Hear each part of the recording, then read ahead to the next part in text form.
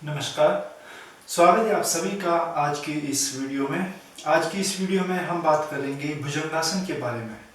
भुजंगासन हमारे शरीर की संवर्धनात्मकता और करेक्टिव आसनों में से एक है। इसका सीधा प्रभाव हमारे मेरुदंड पर पड़ता है, जिससे हमारे शरीर और मन के भीतर एक संतुलन बना रहता है और साथ ही यह हमारे नाड़ी संस्थान को भी शुद्ध करता है और अग्रिम अभ्यास के लिए हमारे शरीर को मजबूती प्रदान करता है। इस आसन का सीधा प्रभाव हमारे मेरुदंड पर पड़ता है। अब आप सभी जानते हैं कि मेरुदंड के अंदर स्पाइनल कॉर्ड पाई जाती है। स्पाइनल कॉर्ड जिससे कि बहुत सारी जो नर्व्स है वो जुड़ी होती है और ये सभी नर्व्स हमारे शरीर में एक मैसेंजर का कार्य करती है। यदि हम इस आसन के लाभ के बारे में बात करें तो ये आसन हमारे फेफड़ों की क्षमता को बढ़ाता है, जिससे कि हमारा जो सांस और प्रश्वास की जो कैपेसिटी है वो कैपेसिटी बढ़ जाती है।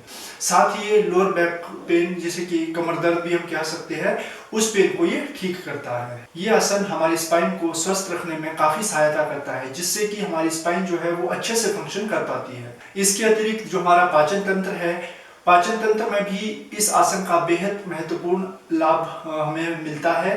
पाचन तंत्र के जितने भी हमारे अंग हैं उन सभी अंगों की ये इंटरनली रूप से मसाज करता है।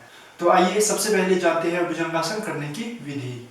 भुजंगासन को करने के लिए सबसे पहले जमीन पर लेट जाएंगे और इस आसन को करने के लिए हम कुछ पूर्व अभ्यास के बारे में बात करेंगे। अब जरूरी नहीं है कि सारे व्यक्ति एक साथ से इस आसन को कर पाए, तो इसीलिए भुजंगासन करने के लिए कुछ शुरुआती अभ्यास यहाँ पे करवाए जा रहे हैं। तो आपको ध्यान से देखते रहना है। तो सबसे पहले अपने दोनों हाथों को पूरा आगे तक फैलाइए, जितना आगे तक आप फैला सकते हो। हाथ सामने। अब धीरे से आपको जो आपका थोरेसिक है, थोरेसिक ऊपर तक उठाना है। सर्वाइकल और थोरेसिक वाला भाग जो है वो ऊपर की ओर उठेगा, सामने की ओर देखते रहना है। अब आप फील करोगे कि जो आपका प्रेशर जो है वो लोअर बैक से थोड़ा ऊपर आ रहा है। डाउन। अब जहां पर आपकी एल्बोस है, अपनी एल्बोस पर अपनी हथेलियों को रखना है। अपनी एल्बोस के स्थान पे अपनी हथेलियों को रख देना है। Oh yes. अब धीरे से ऊपर की ओर उठना है। अब आप देखेंगे कि जो प्रेशर बना बॉडी में वो थोड़ा नीचे शिफ्ट हो गया है। यस। आपकी चेस्ट ओपन हो रही है, साथ में जो प्रेशर है वो लोअर बैक पे बढ़ रहा है। डाउन। अब जहां पे एल्बो है वहां पे जो है आपको अपनी हथेलियां रख देनी है दोबारा। अब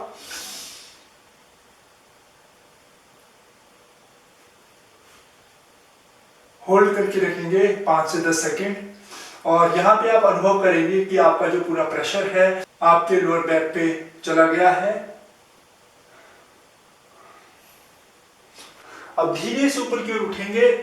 केवल अपनी नाभि तक आपको उठना है। जहां पे आपकी नाभि है, नाभि तक आपको नाभि को जमीन में टच रखना है। नाभि से जो पैर का अंगूठा है वो दोनों जमीन में टच रहेंगे। सामने की ओर देखना है और जो आपकी एल्बोस है वो बेंड रहेगी। आपकी नाभि जमीन से टच रहेगी। प्रेशर है इस आसन में वो आपकी सीधी लोअर बैक पे जा रहा है। आपकी चेस्ट जो है वो सामने की ओर खुली है। शोल्डर बैक जाएंगे। होल्ड। सांस छोड़ते हुए आपको होल्ड करना है। और जब आप इस आसन में जब आप जाते हो तो आपको इनहेल करना है और बाद में जब आसन आप कर रहे होते हो, आसन जब कंटिन्यू प्रोसेसिंग में चल रहा है तो उस समय जो आपकी ब्रीदिंग है वो नॉर्मल रहेगी और जब आप वापस आओगे तो आपको पूरी तरह से अपनी सांस को छोड़ देना है।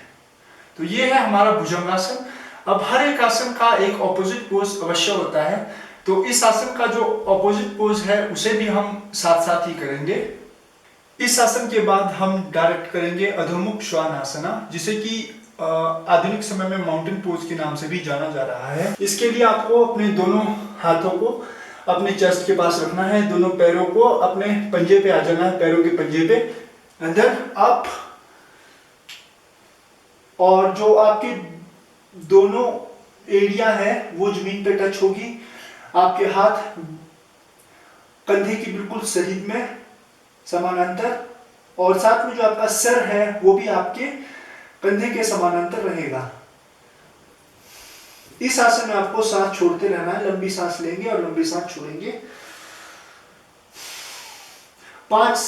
इस आसन में आप 4 से 5 बार सांसें ले और छोड़े, श्वास प्रश्वास 4 से 5 बार करें।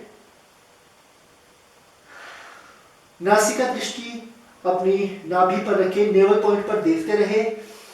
डीप इनहेल और एक्सहेल। इसके बाद अपने घुटने पे बैठ जाएंगे और वापस शशांकासन, पूरी तरह से सांस छोड़ते हुए शशांकासन। अपने हिप्स को अपनी एड़ियों पे रखेंगे और बॉडी को जितना आगे हो सके उतना आगे खींचेंगे। रिलैक्स। इस आसन को करते समय आपको ये सावधानियां जरूर रखनी है कि जिन लोगों को बहुत ज्यादा कमर दर्द है, हर्निया है, कोई सर्जरी या ऑपरेशन हुआ हो, उन लोगों को इस आसन को करने से बचना चाहिए या किसी योग्य जो योग शिक्षक है उसके मार्गदर्शन में ही ये आसन करने चाहिए। उम्मीद है कि आपको ये वीडियो पसंद आई होगी। तो मिलते हैं अगली वीडियो में किसी अन्य आसन के साथ। नमस्कार।